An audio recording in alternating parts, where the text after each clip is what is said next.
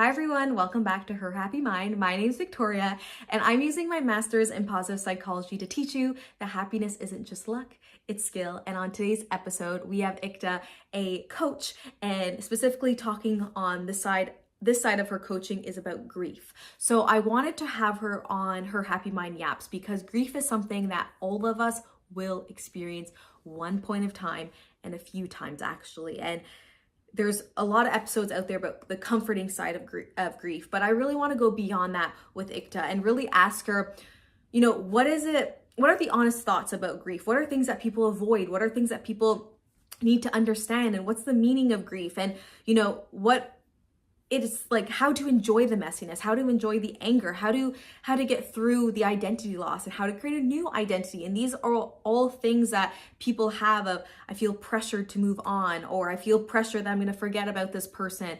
And this conversation, I know, is going to touch so many hearts, and especially for myself, where I'm trying to understand the brain as much as possible. And this is a part that every human being goes through. And some people use it as a crutch, and some people use it to flourish. And what's really important for you to understand is that there's no one step, two step, three step program that Ikto is going to explain to us. It's a process.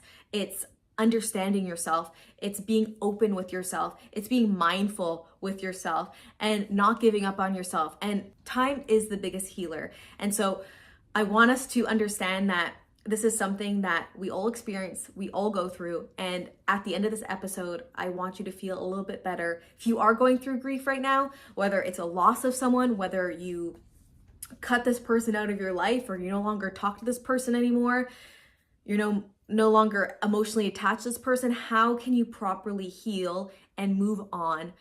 And that's something that I think is truly, truly beautiful. And I think everyone would benefit at any part of their lives. So let's welcome Ikta onto Her Happy Mind Yaps. Hi everyone. So I want to welcome Coach Ikta to our Her Happy Mind Yaps. This is her first time on, and I was once on her podcast and her episode, and it was so much fun speaking with her. So I was like, I need to have you on my podcast when it comes out or when I start it. So I'm super excited to have you on. And I'm really looking forward to our conversation today. Yeah, I'm so glad to be here. Thank you so much for spotlighting the topic of grief and for having me here today. I truly means a lot. Of And course. it's honestly an honor to speak about something that didn't just change my life, it completely reshaped it. You know, um, I think grief is one of those topics we don't talk about until we're forced to. But the truth is, grief isn't if, it's when, and it's part of the natural order of our lives. So this is just an amazing place to bring this forward. And thank you for giving me the opportunity to do so. Of course, of course. And yeah, this conversation's really going to be, beyond the more comforting side of grief and speak more honestly about, the parts people often don't hear, like the messiness, the anger, the identity loss, and the pressure to like move on or when it's the time to move on. So, Ekta, I would really love for you to maybe talk more about your personal story, and then go into what made you become a coach, and specifically talking about grief today, but a little bit more about your journey so our viewers can just hear a little bit about more about you before I ask you a bunch of questions. Yeah, sure. Well, my mom passed away about almost 8 years now, and my life flipped upside down. So, if as you can imagine, she was my best friend. She held a big place in my life, as most moms do, and you don't really realize how that changes, right? With one person that's forever now just not here with you. So long story short, it really was an unraveling of who I was and got me to ask a lot of good questions that I probably did. I was very inquisitive from beginning, but I'll say that it took me to another level. And I just started scrutinizing everything. My beliefs came undone, just everything became like starting from scratch, including my career, which was surprisingly enough a business coach. So I used to coach employees on just, creating better metrics and just creating better behavior, just methods to get to the goals, the targets. And so I really honestly loved my 9 to 5. However, it didn't fit me anymore in my life. And I just was really called to coach to life moments. And what actually happened to me was so significant enough that it was like me reaching out for help, but also reaching to the other side of the others who need. And it was just like an interconnected healing process. And it just made sense to quit one day and leave that all behind and start my own thing here and just coach in a different way, in a different angle, and just work through healing and grief and loss and all the things that happen to us. And I think that's so beautiful too, as well. It's you saw in a way it was like an opportunity for you to grow, but also take what you were going through and be like, hey, this is something that I want to transition to. This is kind of the side that I feel that I'm more called to do. And I think that's nice because sometimes in our lives, we do have obstacles or we do have grief or things don't go our way. And sometimes we do feel stuck or we're like, what is the point of life anymore? Or what is the point of this anymore? And so you kind of took this hard time in your life and kind of challenge yourself to make something, beautiful and helpful out of it. And I hope that this episode's, feels validating for others that may be going through something similar or have been through something similar or is about to go through something similar. And it's going to be maybe gently challenging who may feel like stuck and afraid. And Ikta is really going to help, imagine your life beyond the loss. And I know when I've been researching about grief, and I haven't lost like my parents yet, but like you said, it's not something you can't avoid. It's going to happen. So what do you think most people misunderstand most about grief, like especially in ways that are unintentional and make it harder to heal? What is something that for some people you're like, I don't know if that's, yeah, it's something that's misunderstood about the word grief. I know it's really, really big, but speaking about losing someone, how do some people misunderstand that? Yeah, I think that's a great question. You didn't just lose your person, Mm, you know, you also lose future life moments together, dreams shared, a role, an entire identity mm, that you only knew of with them, right? The funny parts, the vulnerable side of you, the strength that you may have found in each other, the love shared, the traditions. I think that was a big one for me, especially holidays. It just looked very different. It felt very different. The conversations, the phone calls. I can't tell you how many times I had to catch myself to pick up the phone and call my mom, and there was no one there, right? So all that comes to a screeching halt and it seeps into your everyday moments that honestly inevitably reshapes your entire life, your beliefs, your identity, and your role, especially if you were a caretaker.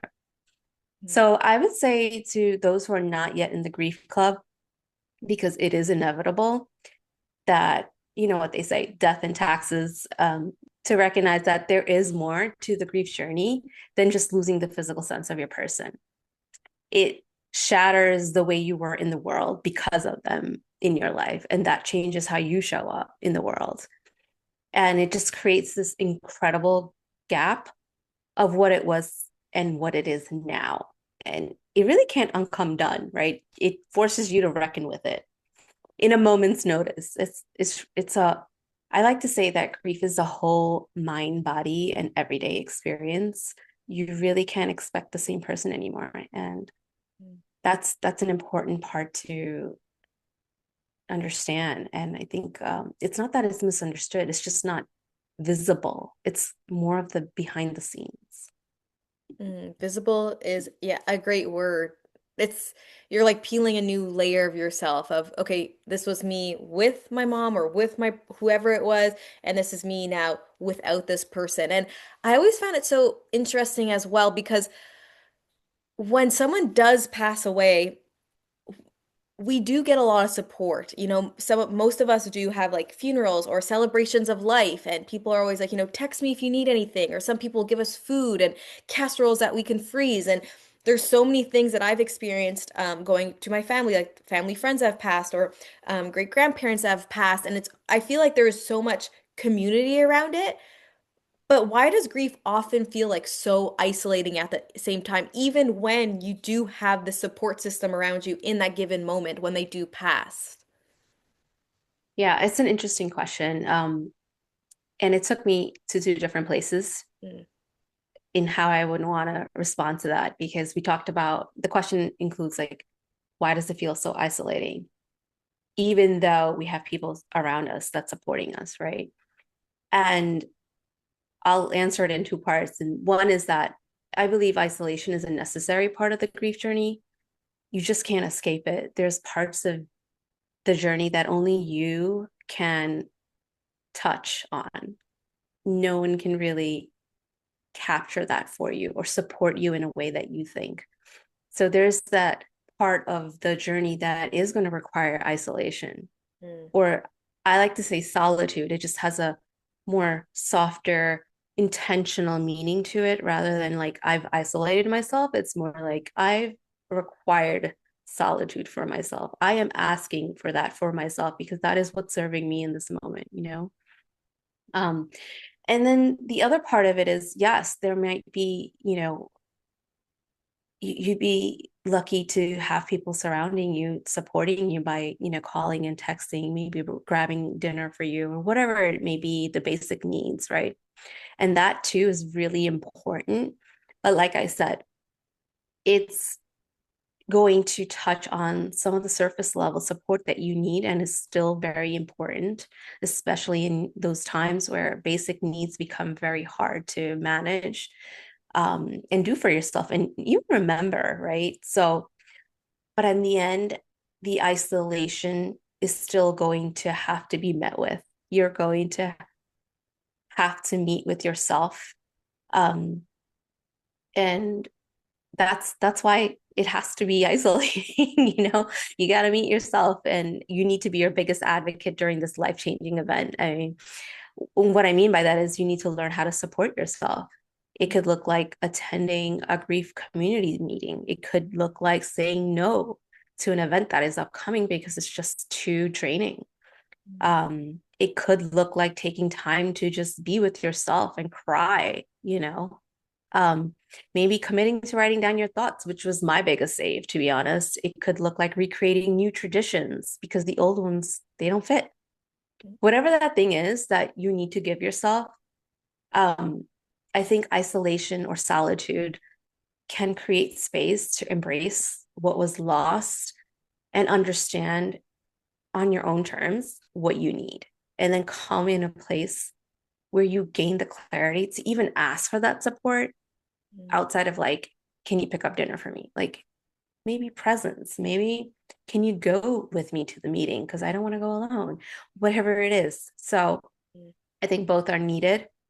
And on the other side of that, you can also support yourself by accepting help.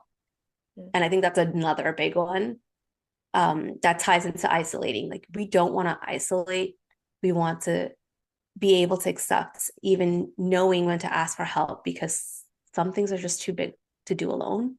mm, Um, and I'm talking to my strong people here because you're so used to like reaching out for to others to help them instead of like asking. And that's such a vulnerable, big moment for people who are going through grief and loss in a big way. So mm, yeah, I think both is necessary and it's it's almost a rite of passage, if you will.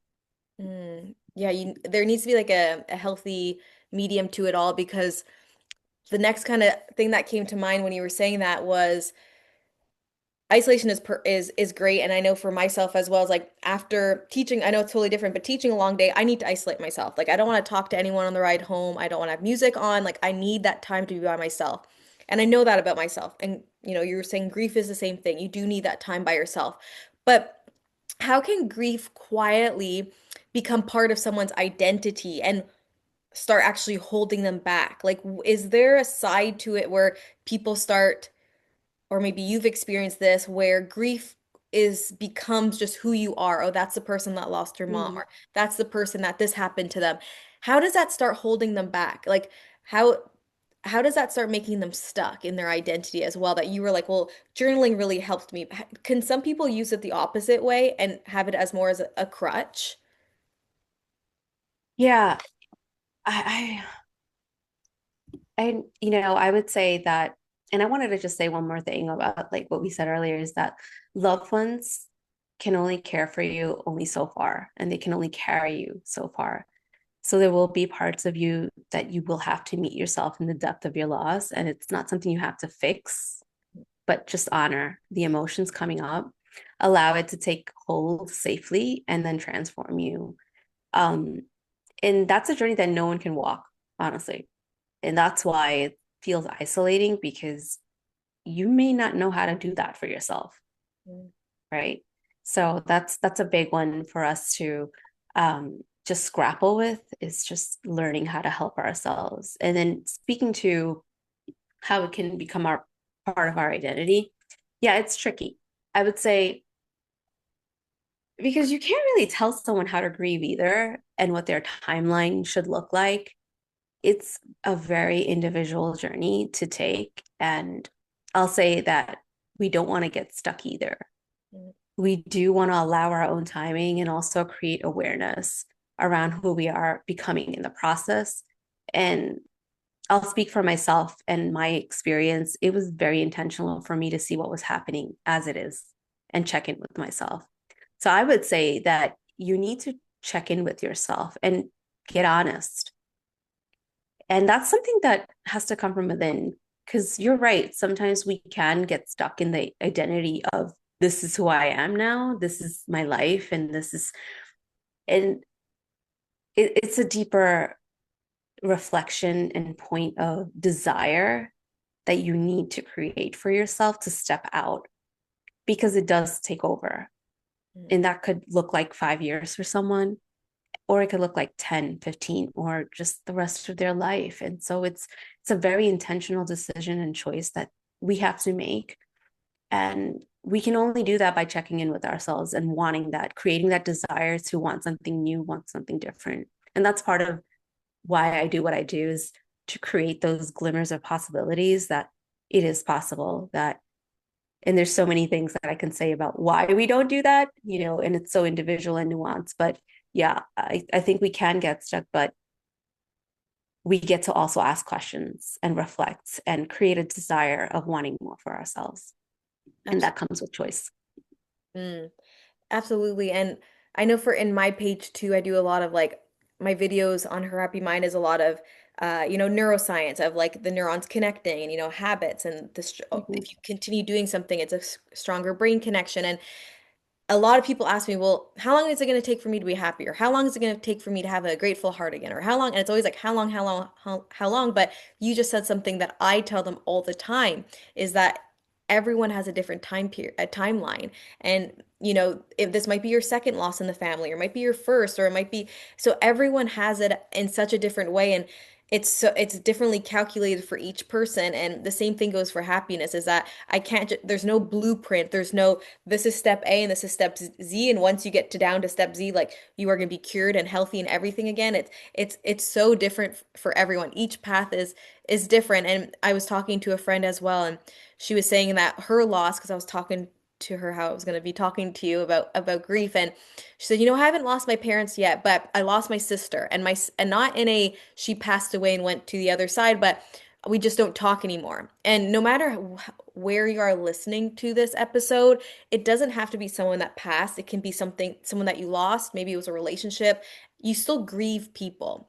Even if you left a relationship and you're like that guy, that girl didn't like them at all, like it was toxic, you still have to grieve that part and let go of yourself and shed that skin that you kind of had to get over because it's not, like you said, it's not the next day that you're like, I'm good, I'm ready to go, I'm ready to go back to work, I'm ready to hang out with my friends again. It takes time. So I really liked how you said each person is different because we don't want to be on here saying, follow all these tips and tricks and you're going to be healed. Like that's not what it is. But moving forward, guilt does show up so strongly when we feel happy and when we feel joy and when it's like, okay, it's time to move on. And why is that such a common experience in grief of like I feel happy but I shouldn't be happy, or I feel good and I'm excited to be moving forward but I shouldn't because that means I'm not sad anymore. I'm not grieving that person. Like why does guilt and joy have such a tension, such a like they don't really like each other vibe? Why is that? Yeah, I think, guilt, regret of what we could have had, and also just letting go Mm, of that part of ourselves with them goes hand in hand with the grief process. It's part of the journey, and I remember writing a post that pain is a comforting drug. And I talk about that a lot because it really becomes just that. It's a drug. It becomes a way for us to stay connected through the pain, through the main, the memories, the pain, um, and just feeling that ache and longing for what we lost. mm, And it's very natural, I would say, to allow that to happen, to make peace with it, but then coming to a point where we get to check in with ourselves and to ask, what's beyond this? What's beyond this feeling of guilt and just remorse or whatever other feelings that are coming from? And there's also on the other side of that is joy, is love, is happiness. And it's also more so about how I got to have that time with them mm, and what they did for me and what I became from that experience and who I am now because of them, right? And so we have that other side to meet with.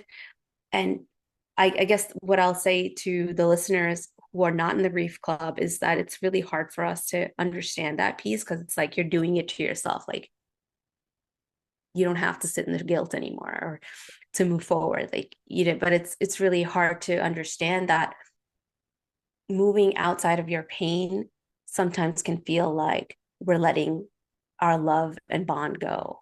mm. And it's not that, but it takes time to understand and recognize that to allow the grievers who are experiencing that emotion as a way of connecting to their loved ones. So once you get past that and you recognize that I can actually hold space for both, I can hold space for, you know, the lost that the lost time that I had, like I shared dreams with and the moments that I could have, should have had, and all that stuff. And I can't be happy anymore type of vibe, you know what I mean? Mm.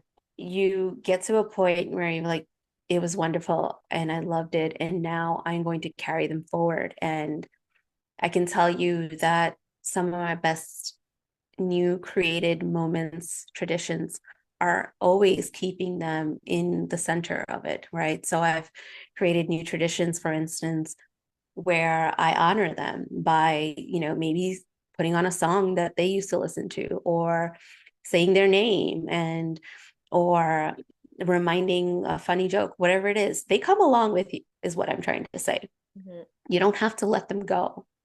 You are just moving into a different place and it does feel different. But I do want to say that you're still intact and connected to that person. They don't go anywhere because outside of that physical realm, there's a spiritual realm. And for the grievers, they'll understand what I mean. It's something that you get connected to in a way that you've never had experienced. So they're still here. And you're allowed to be happy. Because if there's one thing, if the spiritual side, if there's one thing they don't want to see on that side is you being too sad for too long, or you not doing the things because they've passed, or not, continuing your goals or traveling or whatever. I think if they can see you from the other side, they want to see you doing great things, and I think being happy again, I'm sure makes them happy. I don't know. I know we have no research on the outside world, but that's something that I believe in. Like you mentioned too, there is another side to it. And I think you're absolutely right about that, is that they just want you to be happy again. And it's okay to, like we're talking, it's okay to grieve, but getting back up and having that is so important. And so, okay, so we just talked about, sometimes us being stuck and the hard parts of grief and all of that. Now, if we can go on like the identity and the transition and reinvention of a person. And I love how you said pain is a drug, because sometimes not just grief, but victim mindset could be very strong for anyone that goes through hard things, and building that resilience and building that grit that comes through a lot of up and downs. Like I always say, life is a roller coaster. So after losing someone, we we have that identity shift, like you were saying. And what I really want to know, or if you can explain it a little bit more, is why is identity loss such a huge factor? Like that's when I think of grief, the first thing I think of is like the people that have lost this person, they're they're falling to their knees, they're broken, they have to rebuild their life without that person. Is there anything that you can offer or any motivation that you can give or share about, you know, loss does disrupt our identity and it's not the end of the world, but what can you do or what is often overlooked when you are trying to rebuild your identity after someone has passed? Do you have any like tips or tricks or anything of like rebuilding that identity that most of us do lose? Yeah, I mean, I'll be honest that it does feel like the end of the world. Mm, And in some ways, it is the end of the world. And I think there's a part of us that needs to understand the gravity of that statement. Like there was not just a death of a person, it was the death of a whole life that you had envisioned, um, that you get to live. And so imagine picking up from there and starting from there. So I would have us think about that in that sense. It's like being able to um, get ourselves to say bye to what was, and then picking us up from there, mm, from scratch, and recreating a new life. I'll bringing along some other things, right? That you want to and choose to, or what you can, right? mm, But it's a gut wrenching demolition. And so, what are some ways that I would say is that to take the time, be honest about where you are exactly in your grief journey. I think that's the most important thing that you can do, and reconcile with the parts that need support. And that can look different for everybody. So again, it's very nuanced, it's very unique, and there's really not one answer that I can give, but I can share what I've lived through and experienced myself. And that's really what I do on my page, is to share my own story of how I was able to rebuild. And I think it takes a lot of intention to want that for yourself, and a desire. And it speaks to the mind, the brain, right? And how we bring awareness to our emotions, our state of mind, our behavior, our choices of either wanting to stay in the pain or wanting to see the joy in what was, right? And now what can become. So it's what I would say is it's more reflective in nature. And then from there, it takes action to be able to carve a new life. And it's painstakingly slow. And I would say be patient and with yourselves and for those surrounding you. It will also, knock you through with it, because it's just something that has to happen in the way that it happens. It's disruptive. And so we want to honor that process. And I think time and just being able to make sure that we are committed to wanting to create a new place for ourselves, a new space for ourselves. That is the biggest thing. And so, how do we do that, right? Because it's like a question that we have. It has to be intentional. It has to be through actions. It could be through meditation, journaling. You have to find what's right for you, to be honest. And not just do it because it's a checklist thing of to do right there, because there is none. You have to figure out what you need. And a lot of grief and the journey is, like I said, in solitude. That's really what it is. That's the main thing that you need to be doing, is sitting with yourself and feeling through it, asking the questions that you need to answer for yourself, right? And then finding the support to lead you through it. So that could look like therapy, that could look like a coach, that could look like, you know, a mentor or someone who's actually lived through their own grief. And I think those are some of the biggest supporters out there. I think Me listening and hearing of other people's story and how they walked through it was one of the biggest things that supported me. Strangers, I didn't even know them, you know. So I think those are some of the things that we can do with intention and, um, seek ways to support yourself. Intention is a great word for anything. Like you want to do this for you, or you have the intention of getting better and healing. And so yeah, those support groups are so important. And I'm sure like just maybe going on Google or on Facebook, like that's what I really love about social media when we see it on this standpoint of like meeting you and connecting with you and being on this YouTube episode together, but also for people that are dealing with grief or a specific disorder or whatever it is, there is great people out there on social media or groups or channels that people can find and be supported of. And sometimes it is those strangers that do help you the most during those times because they might have been something similar or the same thing, just in a different country or a different city. And I just think that's really beautiful of like, don't, yes, take time to be isolated, but don't be shy to go and seek help or community or a therapist. And Ikta, if I could ask you if I could ask you, when I say to you meet yourself again, what does it really mean to you when I tell you, what is it like to meet yourself again after loss? What would you say? What does that kind of mean to you to meet yourself again?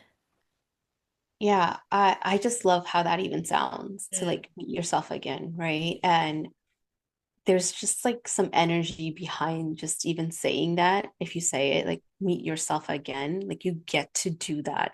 So that's the first thing that I would say. You get to do that. And there's countless people who have to walk through this because, as we know, it's inevitable. It's a natural order of our life, mm, and it will happen to anyone, everyone, right? So I think that's the first thing, is to recognize that it is possible. It can feel devastating and overwhelming to even think that you could meet yourself again, or that you want a new version of yourself to appear, because like I mentioned before, is that you tend to think that the pain that you're holding on to has a way to keep them alive in your heart. And along the way, we learned that we can have both, but we have to actually get to that place mm, where we're allowing that coexistence of the both, that the love, the bond, the memories come along, the new life, the happiness and joy. And that shift actually needs to happen before you allow it and make it accessible to yourself. And it does not mean we forgot them, because the truth is it's impossible to do that. So that shift has to happen. And once it does, meeting yourself becomes more possible. mm, There's a glimmer that comes, that there's a light at the end of the tunnel that shows up. And it's a very gentle process that has to unfold in its own timing and pace. Sometimes it takes longer, and sometimes it awakens you almost immediately. mm, Like, honestly, there's no right or wrong way. It's just the way it happens for you. And, with that being said, I do believe in reinvention, or meeting yourself in a new way. And it's inevitable. I believe it's inevitable. You're not the same person anymore. mm, You'll literally forever change. So it's just a matter of stepping into that person, in that new version of yourself wholeheartedly. And with what intensity you want to meet with that person is up to you. mm. Like I said, it's nuance, it's a unique experience. And um, yeah, if I were to answer that, it's a resounding yes. It's possible, and it's almost, I would say, inevitable. Mm. Yeah, it's like you're moving forward, you can't bypass pain. So it's like, how will you meet it right away? Will you take a few months off and then meet it eventually? Will you suppress it? Will you get into action right away? Like there will be pain, but how will you move forward with it? And realistically, let's say that, someone is moving forward. What does it look like for someone who still feels numb and unmotivated and afraid and just like, yeah, like just not ready? Is there like small, like not a small step, but what does moving forward realistically mean to them? Because for them, it's not going to be like when I wake up tomorrow, I'm going to feel better. But for someone that is in that beginning stage, that beginning step of grief of like, yeah, numb, unmotivated, afraid. What does moving forward mean to them or look like to them? So they know if they are listening, okay, like even though it's really small, it might be like, a little snail in a race, but I'm still moving forward. Yeah, it looks like one day at a time Mm, because the experience is so big and it's unique to you, right? So I would say we have to continually meet ourselves in each moment, wherever we are, and create a new path forward that feels true to who you are becoming. And allowing that for yourself, that one day at a time, is moving forward. mm.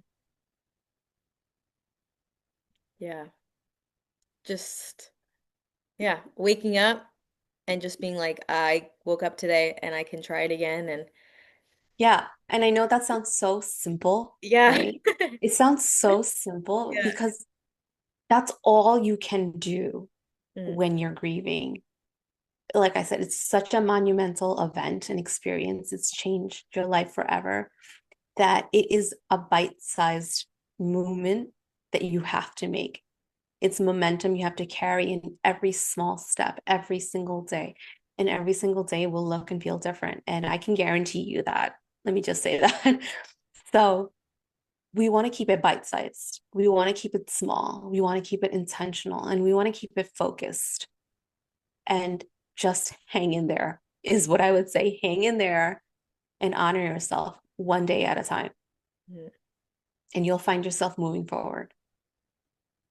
Yeah, time is the biggest healer. I think time is something that we don't give enough like praise to sometimes. It's just not wait it out, but kind of like just like you said, take it day by day. If you had a crappy day, well, tomorrow might be better. It might be like 1% better. It might be 2% better, but in the next few months or the next few years, depending on, how you're dealing with it, you'll look back one day, I'm sure, and be like, wow, like I have come an extremely long way. And I think that's beautiful how you mentioned. It's like it's nothing crazy. It's just give it time, give yourself a break, give yourself time to grieve and layer off this part of you and build something new. Like that's an intense thing. Not only do you have to, take I think of a snake like peeling off that layer of you, but then now you have to reinvent yourself. Like that's like that's just like hard Yeah. in itself. So yeah, give yourself some Yes. space and some time. And even on my page too, I talk about the brain a lot. And what are some signs like neurologically or in the brain that you've noticed maybe from clients or from what you've heard or some stories that, you're kind of going backwards, that maybe you're still in not backwards, but you're still going in survival mode. Maybe you're not, you're kind of at like a plateau. So what are some signs that the brain, maybe it's like thoughts or habits that in survival mode rather than um, moving to more of a healing position? Yeah. So for me personally, there's no end game to healing. It's continual, and the work never really ends for any of us. So I would embrace the survival in grief Mm, because it's just as real as it gets. And it comes in waves, so you can't really put a full stop on survival. It's innate to survive. It's self-preservation, and I like to think survival is part of our lived experience, no matter how much we're healed. You could heal, to the nth degree of whatever topic that you're triggered by or whatever, you're still going to find yourself in moments where you're trying to survive a moment, you mm, know? So that I just wanted to place that there because we're built that way to preserve, mhm, to self-protect, and that's okay. Um, However, I will say that the biggest indicator of progressive healing is that you're no longer triggered as much into survival. So that's kind of like what you can expect. mm, You're able to sit with yourself and love life in a different way. You're able to see beyond the pain. You're able to reconcile and make peace with who you are now and becoming because of them and in spite of them too. It really surprises you once someone is gone and how enmeshed your individuality and your identity could be because of them or how you are now without them. you get comfortable with what life is rather than what was.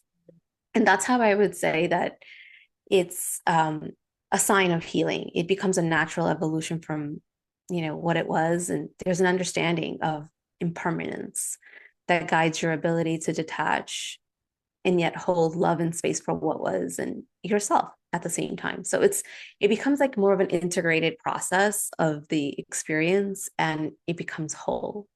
And for me, that was a sign of like healing taking root, that is something shifted in my pain into purpose and then transformation that led me into reinventing myself. It just kept, slow, painstakingly slow. It's been 8 years now, since my mom passed, and it took that long for me to even carve myself out and to bring myself here. And I say that it feels like when you say it out loud, like 8 years is a long time, but it's really not when you're grieving and when you're trying to create a new person from a loss that is so big. It's really not that long. It feels like, on speed, Mm-hmm. because you were one way like for 30, 40, whatever years it may be Mm-hmm. that you were with this person, and who you were with them was this person that had to be in this way, and now they're not. It takes so much effort and time, and like 8 years feels like a lot out loud, but it's really not. So I would just say that it's an important part, you know survival, and just to know that, and then that healing is a continual journey, Mm-hmm. but to check in and see, did you progress. No, I think that people are going to take a lot of good nuggets from this because I think they can reinvent it or they can use it in their own life or what they're doing. And it's again, it's more it's not it's vague in a good way because it's not like, oh well, I'm not doing it like this or I didn't think I had to do it like this. It's like, no, it's time. It's showing up. It's, creating those traditions. It's all these different things that you can then plug into your life and be like, okay, Ikta told me about this. Okay, I want to share something like this. And I know at the beginning of the call or in the middle of it all, you were saying that like journaling helped you a lot. And maybe I would love to go before we finish this call. I would love to know what about journaling? Was it like prompts or was it just like, mind dumps and just like getting it all out? And were there other habits that you personally felt like really, really helped you when you were grieving your mother within these last 8 years? Yeah, personally for me it was a brain dump, and I took it to the public. I don't know. I'm a very private person in general, but for me I've felt like this longing to just connect with others Mm, who knew of this experience of, something that happened like this to them. And there were so many people, and so many people feeling through the same feelings. And that, like I said, just supported my ability to be able to brain dump and write each moment, like as it was happening to me. And I'm just like, okay, I'm just putting it down on pen and paper, and then creating content from that. I don't know, something came alive in me, in that I was able to heal myself by sharing and connecting with others. And we're just like vibing off of that. Like a whole like new world appeared because of it in a community.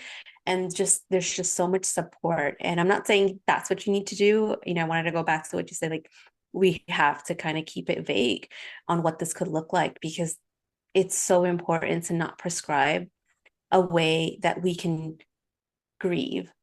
mm, There's no 5 steps like we've learned about, of grieving and stuff. It's just something that you're going to have to really take time to be with, and honor yourself through the moments one day at a time. And I can share my story. I can possibly inspire someone. I can support them, and or give a voice to what they maybe cannot articulate. And those are all great things, because I needed that too. But there's also a part of you that's going to have to figure it out. mm. You're going to have to figure this out. you're going to have to be your biggest advocate. And that is something that no one can step up and do. No one can save you.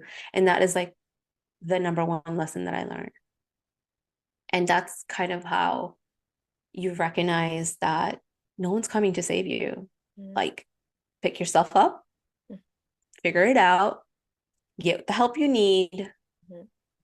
and just do it blindly at first if you have to, but just get started. And I love how it's coming from you because you told us, it's been 8 years, and I'm sure the first few years were extremely rough, or you've had extremely rough months, and you're on the other side of this now, and you're telling, like, I had to save myself. I had to look at myself in the mirror and be like, am I getting better? Am I getting worse? Would this be something the person that has passed away wants me to do or not to do? And I love talking to people like yourself who has experienced these things, because sometimes you have coaches online that haven't experienced this, and they're giving their thoughts, or um their feedback, or their resources, and they haven't experienced it yet. And that's why sometimes I'm talking to you and I'm like, I don't even know if I'm saying this right, because I haven't been in those shoes yet. And maybe one day, if when something does happen, I'll have to have this chat again, because I'm sure I'll have so many other questions. I'm sure I'll have so many Mhm. a whole new perspective. But the fact that you're here today, being honest, being open, and that's what was lighting you up during this difficult time, was that now that you're on the other side, or much better where you were, you're like, yeah, you just have to be on, you have to do the work. You have to be honest with yourself, and and do the work, and no one else will save you. So I love how that was something that came from you. It wasn't that you're like a strong coach that was like, get over it, no one Mm-mm. cares, everyone passes. It's like, no, whoa, relax, have your time. It took you 8 years. There's no first place, second place. If you did it the fastest and you will do it on your timeline. But again, you still have to be accountable. And that's what I tell my clients too. And they come to me about, how can I be happier? Or how can I increase my well-being? It's on you. I will give you the tools. I will show you. I will help you with whatever it is. But at the end of the day, the only person that can help you is you. And I just really loved how you said that, because I know sometimes it's a little like punch to the throat, but I think it's important to say that during these rough times, like, be there for yourself, do this for yourself, and that there's always hope. And for anyone listening who fears that, moving forward means forgetting, I guess this will be my last question, but if they are moving forward and they're like, "Ugh, I feel like I'm going to be forgetting this person, or if I move forward, it will look like I'm forgetting this person," what would you want them to know? What is like a piece of advice that you wish people knew when starting this journey of, okay, it's time for me to grieve, and, not let go of this person, but time to finally like put myself back on, and take care of myself again after the loss? Yeah. First, I want to say is that you cannot forget them. Mm, It's impossible. And let's just start there mm, and just anchor in that thought. Like, we cannot forget them. They are going to always be a part of us. So sometimes we're sitting in fear of something that cannot actually happen. And so I'm saying it so straightforward. It's impossible to not remember your loved one. They are a part of you. They are in everything that you have become, in your patterns, in what you like, what you eat, what you do. I mean, they're there in everything, right? And they will always remain a part of our memories, and also in a spiritual sense, right? Always remain with us as guardians. And so it's important to know that where this fear is not true, it's not real, you just cannot forget them. Um, so that's the first thing. And that shift in knowing that allows you to embrace moving forward, not moving on, moving forward. And there's a big difference in just saying it too that way, because you're moving forward with them. You can do that. You're not moving on, you're not letting them go, you're not saying goodbye. You're carrying them alongside you in a different way, right? And so to be able to do that, I would also have to encourage you guys to find one small act of action that can support your go forward, whatever that looks like, for yourself. Get in touch with your needs. Like we said, it's such a big part of it in advocating for yourself to recognize what you need. And I think for me, like I was one of those strong people, right? Like I got this. And I didn't even know that I could fall so hard until after my mom died. And so you don't really know what your needs are until you need something, until you have that vulnerable moment with yourself, until you're brought down to your knees. Until that happens for you, you just don't know what you don't know, right? So that's kind of like the biggest thing that I would say that supports your moving forward is knowing that truth that you cannot forget them, embracing that it's moving forward, not moving on, and also start with small actions that are intentional, small acts of actions, bite size, whatever to help you go forward, not moving on. And so it's important to know that we get to live now and carry parts of them in our go forward. And I think that's the most beautiful gift we can give ourselves and them because they want us to keep shining, right? So, Mm. Move on, not like move forward, not on. Whoa, that was really good. That was a great play on words because, yeah, it's just looking at it at a different light, a different perspective. And oh, that was so good. Like I said, we probably will have to have another conversation around this, in the next few years. But what I want to leave with my audience is where can they find you? What services do you offer? And yeah, we'll end with that. thank you. Well, like we said so much today, and grief and loss has a way of moving you if and when you're ready to receive the gift of grief. And my work lives right there in those moments that stop people in their tracks. I support individuals gently through grief, loss, and major life transitions, helping them reconnect to themselves and reclaim a life that still holds meaning, possibility, and purpose after everything changes. It's like I said, and I like to refer to it as glimmers of possibilities because that's where it starts small and then it becomes and grows bigger as you need it to be, right? And here's the thing. I've walked it, like I said, for the last 8 years, and now I'm living and breathing to share the story. So you can find me on Instagram at Ekta Karuna. It's EKTAKARUNA, where I share my ongoing unfolding journey in real time.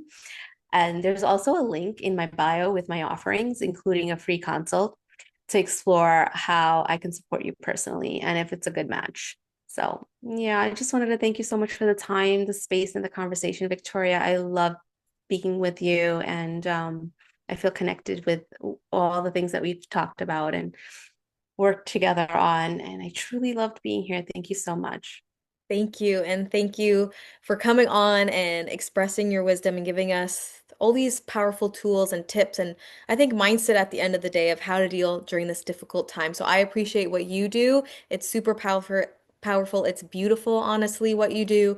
It's yeah, it's just amazing what you do. So thank you so much. I'm so grateful that we connected. And if there's anyone that has any questions, you can comment down below. You can send this to a friend, or you can message one of us directly for any of your needs. And like Ikta said, she has that link so for that consultation. So if that's something that you are looking to do and you enjoy this podcast, don't be shy, go and check her out. So thank you so much, and I cannot wait to talk to Yeah. you on another time.